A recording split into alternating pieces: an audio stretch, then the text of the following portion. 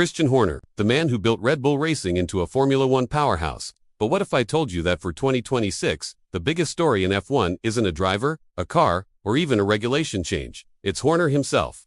Is he buying a team? Is he joining Alpine? Is Red Bull about to collapse?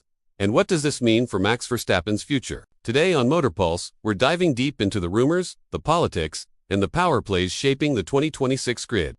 Recent headlines suggest Christian Horner could be preparing a dramatic return to Formula One in 2026, but not as a team principal. Instead, he reportedly wants ownership, or at least a major stake, in a team. This is a huge shift from his Red Bull era, where he operated under corporate ownership. So today, we're breaking down 5 possible paths Horner could take, and the pros and cons of each. Let's start with option A, Alpine, a factory team with massive resources, but also massive corporate oversight. The pros are obvious: manufacturer backing, strong facilities at Enstone, and big brand prestige. The cons: Renault is unlikely to give away real control. The team is known for heavy politics, and Horner would likely find himself an employee again, not an owner.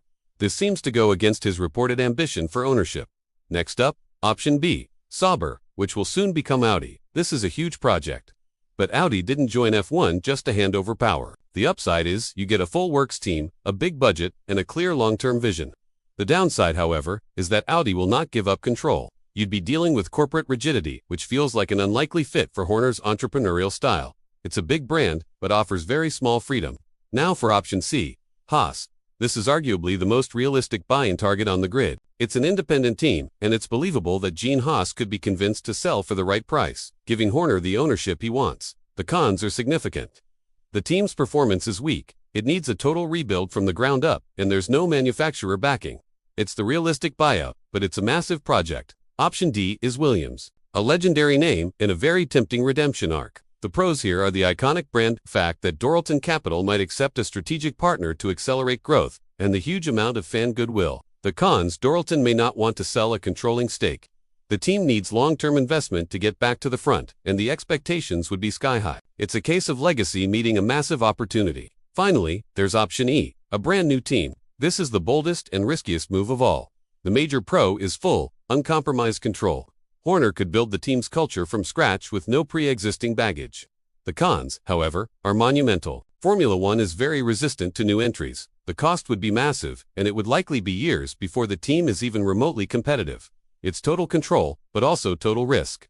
If Horner really leaves Red Bull before 2026, the impact could be seismic. He's been the political glue, the cultural anchor, and the strategic brain behind the team's dominance for almost 2 decades. For Red Bull, a potential upside could be a fresh leadership perspective, a chance to restructure, and a new direction for their 2026 power unit project. But the cons are terrifying. A power vacuum could open up, leading to internal factions.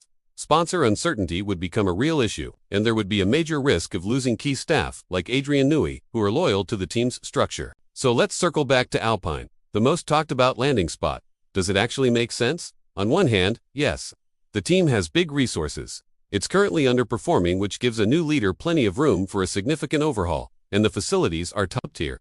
But on the other hand, the move is filled with red flags. The Renault corporate politics are infamous. Horner would have limited control, and his very direct hands-on personality might clash with the French management style. It's a tough one. Is it a perfect fit, or a political nightmare waiting to happen? And this brings us to the biggest piece of the puzzle. Max Verstappen. His future is tied to 2 things: stability and performance. If Red Bull stays fast and united, he stays. It's that simple. But if Horner leaves, and the 2026 Red Bull car with its new Ford power unit struggles out of the gate, every single top team on the grid will be circling. There are a few possible outcomes. Max could stay loyal, especially if Red Bull remains a dominant force. He could leave if instability and infighting begin to harm performance. And could he follow Horner? It's possible, but only if Horner manages to build a truly credible contender elsewhere, which is a huge challenge. So here's the big question. Is Christian Horner about to reshape Formula One from the outside? Could he buy a team? Could he join Alpine? And could this trigger the biggest driver market shakeup in years? Let me know in the comments. What do you think Horner's next move should be? And if you enjoyed this deep dive, hit subscribe, drop a like, and join the Motor Pulse community. This debate is just getting started.